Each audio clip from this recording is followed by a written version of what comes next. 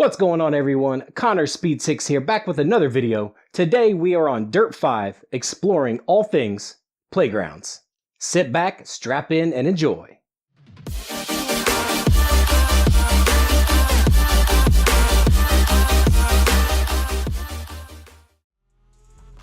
Again, I am Connor Speed 6, and I welcome you to my channel. Like I said, today we are focusing on all things playgrounds in Dirt 5. This is actually one of my new favorite add-ins to a game that I can remember within the last 5 or 10 years. The Playgrounds game mode gives us unlimited possibilities when it comes to building and racing. It's really fun. It helps you expand your mind a little bit and let your creativity run wild. Before we get into the video, I just want to take a moment to thank everyone at Codemasters and Gfinity RacingGames.gg for partnering with me on today's video. Head over to RacingGames.gg for all things sim racing and esports. They have daily news about everything from arcade racers to sim racers. Be sure to check them out. The link to their website is down below. What we'll be doing today is covering some of the basics when building Playgrounds routes in Dirt 5. All of these things are minor details that I implement in all of my routes that I create. We'll be touching base on a few things, starting with the transitions up and down so the car has a smooth and easy drive, either up the hill or down the hill. After that, we'll talk a little bit about some of the dirt banks as well as some of the platform banks and why they're different. After that, we'll touch on probably the most important thing to me, and that is the barrier placement or lighting of the routes. After that, we'll be touching on the route layout and how to best do so to make sure your route is smooth and transitions nicely for the vehicles. Then we'll be touching on all things dirt banking and the difference between the different options given to us in the game. Following that, touching on probably the most fun part of Playgrounds, and that would be the different jumps. Finally, the biggest thing that Dirt 5's Playgrounds is all about, and that's fun. The whole point of building Playgrounds routes is fun. You want to make sure that your route stands out amongst the crowd of many Playgrounds routes shared. At the very end of the video, we will touch a little bit on the signage on the routes as well as checkpoint placement. Now, before we get into the video, please be sure to leave me a like, leave me a positive comment, and if you're new to my channel, please be sure to subscribe for more weekly content like this. Let's jump into it. Okay, so what we're going to do first is look at transitions. By transition, I mean the downward slope or upward slope of a hill. So you don't want the car to be super bouncy going down or going up the hill. So let's take a look at a quick example here of me making sure that I have the proper wedges in place so the car goes down the hill smoothly and then transitions to the flat just as smoothly as going down and then going up as well. Let's take a quick look. All right, so as you can see here, the car actually goes down fairly smoothly, and then we're going to turn around and go right back up as well. This is really important because it doesn't unsettle the car too much whenever you're driving. Doing it like this makes sure that the car transitions smoothly. That way it's not too choppy and the car doesn't bounce around a lot on the player who's running your route. I can promise you this, the smoother your route, the more ratings it's going to get, the more plays it's going to get, and it's just going to be an overall better experience for the person playing it. So make sure your transitions are spot on. What I like to do at the very bottom of the ramp is use these two wedges, make it a gradual angle to the flat there. A little bit different though for the top. The top you want to really kind of have the road almost drop out from underneath the car. That way it transitions down to the downhill a little bit faster. Because if you go from the low angle to a little bit lower angle to a little bit lower angle to the steepest angle, the car tends to sort of bounce down the hill a little bit. So you want to have maybe one little transition down and then dropping down into the steepest section there. The only time that could pose an issue is going uphill into like a corner or something like that. You want to build these accordingly to where you are in your route at the time. All right, so what we'll look at next are these different wedges or banks in the game. These right here are called the block banks, and these over here are called the dirt banks. Now, they are a little bit different and can kind of make or break one of your routes. These wedge banks, as you can see, are fairly smooth. They transition to the flat nicely with not too much of a jump, and then transition down a little bit smoothly as well. Now, the higher, of course, the bank gets, the more of a transition that's going to be, so you're going to get more air off of a steeper one, of course. That's just the way it is. Now, with these dirt banks, they're significantly more jolting, I guess you could say, to the car. So you're going to get a little bit more air off of even the smaller one. than you would the small wedge. As you can see here, this is just the second largest dirt wedge. So you want to make sure to place these carefully. We'll talk a little bit more about these wedges a little bit later in the video when we get to the jumps. Okay, now, like I said earlier in the video, this is, in my opinion, the most important thing when building custom routes. When you line your routes here, as you can see I've done over on the other pieces, you can line them with these big barriers, or there are numerous different options for you to line them with, such as concrete sections in the industrial area, or tire walls, which we'll see here in just a second. But the biggest thing you need to make sure you do not do is leave bits of these uneven with the rest. The reason this is an issue is because when you're in super tight spaces at times, if the driver even nicks that corner right there, it's going to completely stop them dead in their tracks. It's going to affect their time. Now, of course, we don't want wall riding or anything like that, but you still want to have a smooth, easily drivable race. Another example would be over a little section like this, where you have the little jump section lined. This can be a huge issue having one of these little bump outs, because if you're coming into this section around a corner, the car is naturally going to kind of be going towards the outside of the corner, and you're going to carry a little bit of a slide. If your car nicks that at all, it's going to be dead in the water. So what you want to do is make sure, as I've done here, all of these barrier sections or all of the wall sections lining your track are smooth and even, so there's nothing poking out and that there's nothing that's going to affect the car's velocity. Now here I've got tire barriers lining the route. As you can see, there's a couple issues. The first thing right here, because I've got this bending to the right, I had to actually put something in place here to block this section so you couldn't just drive out of the route. The issue though is that this tire barrier is sticking out. What you want to try to do instead of doing that is maybe place in a couple hay bales or a light post or something else that can be put in that section that's not going to stick out into the race route. When that happens again, that leaves plenty of opportunity for the driver to hit that barrier on accident and completely ruin their time. Moving on down the track a little bit more, again, did the same thing here. If you cut this corner even just a little bit, you're going to be dead in the water. Instead, over here, I've got it nice and smooth, and it wraps around nice and smoothly here. Even hay bales can stop your car. They do move, however, it significantly slows you down almost to a dead stop. So make sure you've got your routes lined smoothly without any major gaps or without anything poking out to slow down the car. Okay, so let's talk a little bit about laying out your route. Of course, you want to go in sort of knowing kind of what you want to build. But once you get in there, you don't need to really do anything except plot the route out itself. You can build everything else around it using the blocks, using the advertising, using fencing, all of that stuff. You can do that later. What you want to do first though is make sure you have your route laid out the way you want it to. Remember, you do not have to have everything set on a block or on the ground. You can build up in this game without anything supporting the road that the car will be driving on.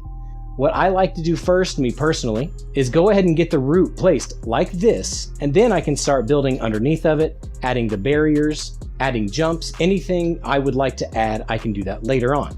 Now, when you're building stuff on the ground itself, you can do the same thing like I've done here using the tire barriers or tire walls. You can line a whole section of track using those and putting them on the ground to plot out your track. That's perfectly fine because you can build around that later. So make sure you've gone ahead and got all of your route completely mapped out the way you would like to before you start adding to your route. All right, now let's talk about these pesky dirt banks. These things can be a little bit difficult to, number one, navigate, and number two, place properly on your tracks. So what I've done here is I just have actually the lowest bank that you can put in the game dropped here. What I've also done is I put an inside barrier. That way it almost forces you to use that outside banking. Now you don't want to have the barrier too close or too far away, because if it's too far away, the driver won't have to use the banking at all and they can just sort of cut in on the apex. But if you have it too close, then the driver's forced a little bit too far outside and they can go up and over the banking, rendering it completely useless and making your track flow poorly.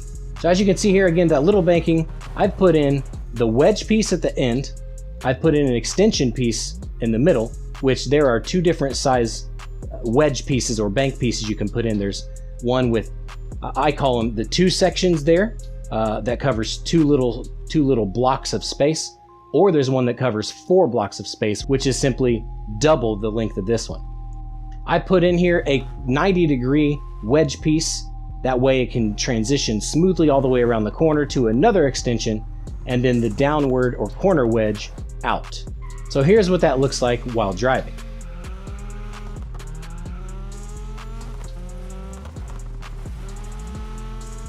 It gives the car a really nice slide around the corner, plus it gives you a nice option to power out of the corner into the next part of the track. Now, as you can see here, there is a bigger option for the wedges and then the biggest option for the wedges. Now, this one is a little bit more difficult to navigate because if you're coming on these sections at an angle like this, the car can jump quite a bit. So you want to make sure that if you have this on your track, you don't want the car to be lined up going straight on at the edge of it. You want to have the car sort of come in like this. That way you can just use it as a high-speed bank, or as Travis Pastrana calls it, a Talladega bank or a Talladega berm. That is one of those options to really give your car, or the driver of the cars, a really good option to carry speed. These are the other different banking options. They're a little bit tighter, a little bit more difficult to get right, but if you use them correctly in your routes, it can be a lot of fun for the people running the race. Large, medium, small again. Now let's move on to jumps. The biggest thing that you want to do is make sure that you have the jumps spaced out properly whenever you're building the route. So what you want to do is go ahead and place a jump in one section on your track, test it, jump the car, see approximately where the car lands in the stadium, and then place the downward transition a little bit before where your car landed on the route itself. So for example, if we jump this here, we should have a nice smooth transition from the jump to the downward section. Clipped it just a little bit there, I wasn't carrying enough speed. But you want to make sure and gap that out just a little bit more. That way the player using your route can be going a little bit slower, but still clear that and land on the downward transition. Again, transitions are key when building these routes. All right, let's go back to this section. Now, this is going back to those dirt banks, okay? If you want to try to use one of these dirt banks as a jump, you have to be very careful the way you place them again. You have less of a transition area on the end, so what I prefer to do is a dirt bank jump at the start, and then the block banks as the transition down. So here, let's take a look really quick. Second gear jump over this one should land on the downward transition. If you notice, I actually cleared that whole downward section. So that's why I recommend having the block wedges as your downward transition from a jump. You'll see that on the next jump that we do here. Okay, so this is a little bit of a different jump. If you see, I've got a wedge section going up to a flat, which is dirt. And then on that flat, we've got a nice little dirt bank or dirt bump up on top of that. That jump actually acts sort of like a double. It hits that jump and then gaps a little bit and then transitions down. So we'll go ahead and see what that looks like right now. Again, this is going to show the wedge downward transition. So you'll see that. Again, I had a little bit too much speed there, of course, but you get the picture. You want to make sure that you have these gapped out properly. That way the car lands smoothly on the transition, keeping the momentum going in the right direction. Okay, here we just have another example of the jumps. This one's a little bit bigger. These can be found in the stunt show section of the Playgrounds creator. Again, you just want to make sure you have them gapped properly depending on your route. That way it gives the car a nice smooth transition down the jump. Now, last thing I just want to touch on would be creativity. Make sure that you build this route to have as much fun as possible and give the person playing it the most joy they could possibly get out of your route. Don't hesitate to throw something absolutely crazy out there that may seem a little bit silly in the moment, because some people may actually find that some of the most fun things to do in the game itself. So utilize these stunt show pieces like I have here, the big blocks. If you have the amplified edition, you can use the multicolored blocks, and involve fire. Everything's better with a little bit of fire. Another thing I recommend is give the driver using your route options. So as you can see here, for example, both of those options take you to a spiral down to the dirt.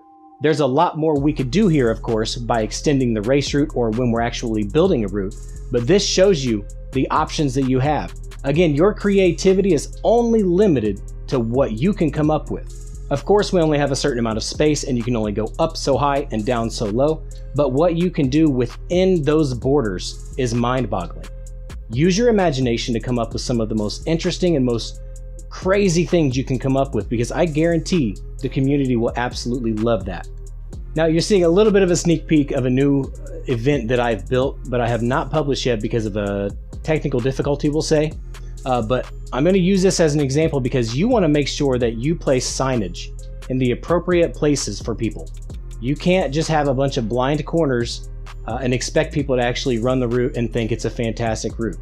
So make sure you have your signs placed in the right places. As you can see, again, mostly the corners on these routes are going to be 90 degrees. There are ways to sort of cut out a little bit of a section so they're a little bit easier to hit the apex on, but you want to, again, have your corner signs or your turn signs visible for the player when they're coming into that corner. So make sure it's within eyesight, make sure it's before the corner so the people can actually see it coming up to it, and then they can sort of pick out where their turn in needs to be based on that. You want to make sure and have those visual cues for people to help them out around the route.